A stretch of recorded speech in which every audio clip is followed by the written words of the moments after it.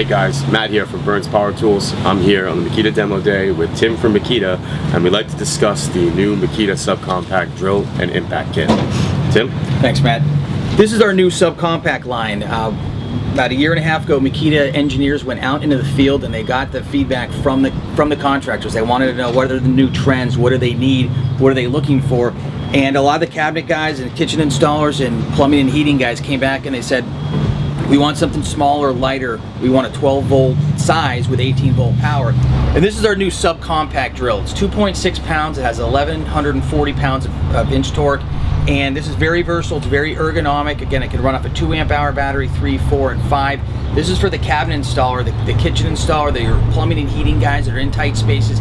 They want something powerful. They want something light. Small 12-volt size with 18-volt power.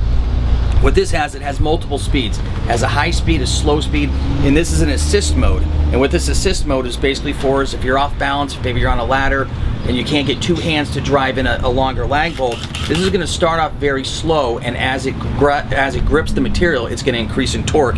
So all the power, all the technology is in the motor here.